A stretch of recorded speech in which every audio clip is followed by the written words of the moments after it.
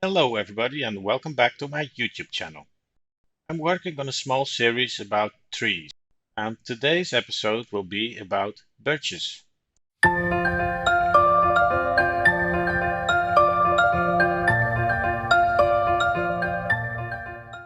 As you can see here, I've done birches before, but these ones were smaller, they were a bit on the background, and I'd like to try again and try if I can reach a little bit more detail. First thing I'm going to do is make wire armatures. I do this by twisting steel wire with a diameter of 0.4 millimeters. First step is to take about 8 or 9 strings and folding them double. If we start twisting now, we create a trunk. The loop at the bottom can be used to make roots, but this is optional. I won't use it in this case. As we are moving up the tree, it's time now to make our first branch. We do this by isolating one string of wire from the pack and bending it aside. As you see, the string is quite long for a single branch, which is a good thing because we can make loops and cut them later to make individual branches. So if you make one loop, you've got 3 branches. But of course, we can make another loop so that we've got 5 branches.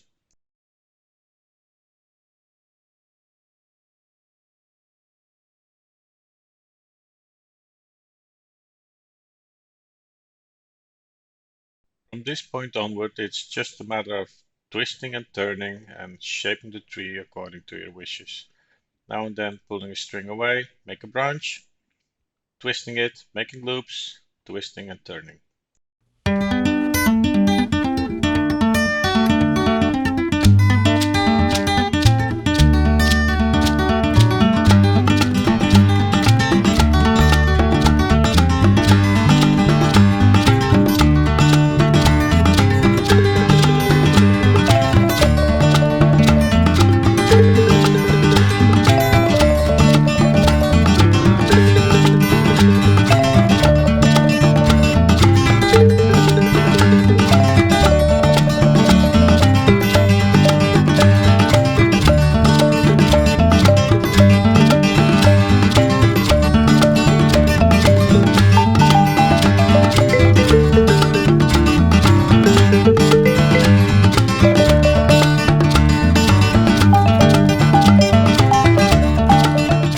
And there's our finished tree armature.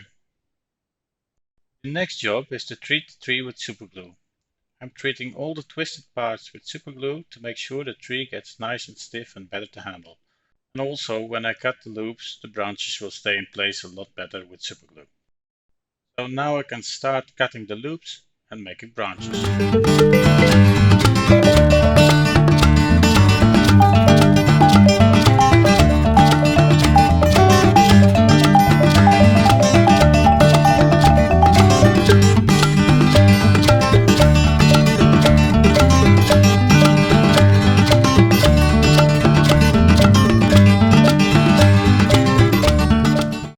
The next step is to cover the tree with sawdust. Sawdust will add volume to the branches and the trunk, but also it will hide the twisted wire. Also, the sawdust will provide a grippy surface for future layers.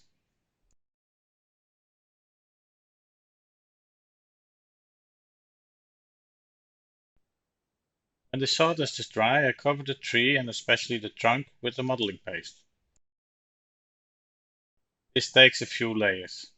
Also, with the spatula I'm using now, I'm not able to make a very flat surface, so I added later layers with a brush, which makes a lot finer surface possible. When I was satisfied with the result, I started making small branches.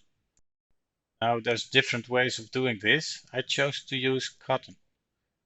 This is the cotton you use normally in filters for your pool outside.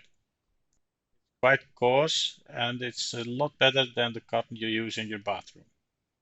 Now I use very small patches and I apply them over the branches.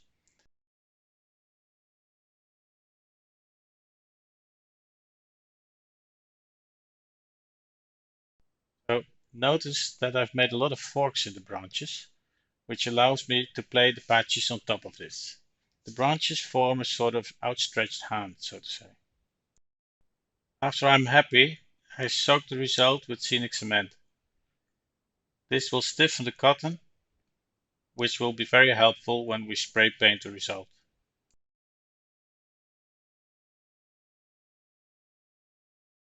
For the paint job, I'm using burnt umber and black, mixed in equal amounts. Notice that I'm also painting the trunk. This brownish color will be the base coat for later paint layers. Well, there we are. Looks like a tree, doesn't it? Now let's go back to the prototype. Notice that the white on the birch isn't really white. Further, we see a lot of small horizontal streaks across the trunk that seem to increase towards the bottom of the tree. So let's try and replicate that. First, I spray paint the trunk. For this, I'm using two colors. This is white and bone white, which is a sort of beige that I mix in 50% each. A bit of overspray on the branches is no problem, since the prototype has that too. Now with a very fine brush, I try to replicate the horizontal streaks on the trunk. And going downward, I try to replicate the effect that it gets more greenish around the bottom of the tree. So there we go. That looks okay, I think. So now we are ready to apply foliage. First, I spray the tree with scenic cement. Then I apply foliage. I'm using leaves from Nog. I'm being very careful here to not let any leaves go on the trunk. Also, I try not to overdo it. Big lumps of leaves are not my idea of a realistic tree. And then, after a bit of work, let's look at the finished result.